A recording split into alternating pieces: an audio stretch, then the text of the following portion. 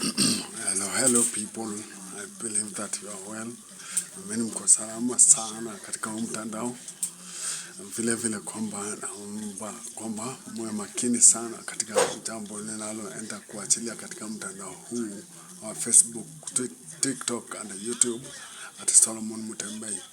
Sasa leo tunaongea kuhusu kutafuta uaminifu badala ya umaarufu. Maana umaarufu utakuja after you being a faithful servant, ama faithful steward in whatever you do.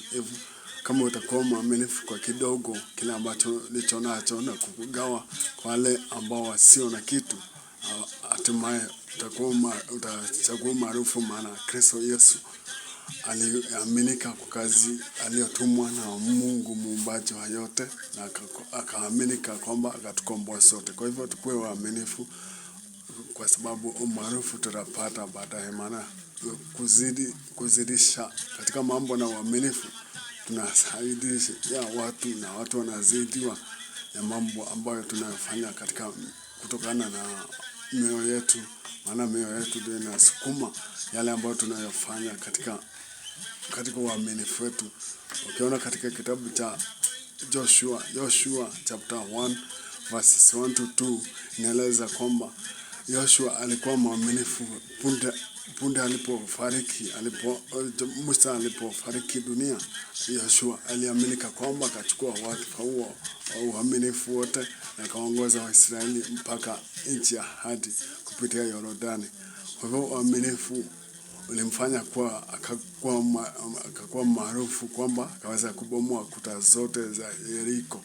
Na vile vile Yesu Kristo anatuambia katika kitabu cha John chapter 16 verses 33, anatuhimiza kwamba tusifadhaike. Maana yoyote tukikosa kufadhaika, anatuandalia mambo makuu mbinguni, vile ambavyo yeye hakufadhaika hadi akashinda msalaba na akashinda nguvu za giza na akashinda ulimwengu. Maana tukiwa hatuna dhiki, Mungu aliweza kushinda dhiki mwenyewe katika ile uwezo wa msalaba. Na vile vile kwamba ukisoma katika kitabu cha John chapter 11 naeleza vile ambavyo Lazaro alikuwa rafiki ya Yesu akaweza kufufuliwa. Maana katika ile dhiki dada zake Mariamu na Martha kwamba waliweza kushughulika na kwamba ndugu yao ya Lazaro akaweza kufufuliwa hata katika ile uwezo wote, ambapo kwamba alikuwa ameaga dunia kwa kupitia magonjwa. Kwa hivyo hii dhiki ya dunia inayotukumba hatutashindwa, kama maana tunaamini kwa Mungu na kwamba sisi ni waaminifu, na umaarufu wote tutapata baada ya kutokushindwa na dhiki tutaishinda. Bwana asifiwe sana. Kwa hivyo tuaminike kwa yale ambayo tunayofanya, maana umaarufu utatokea baadaye.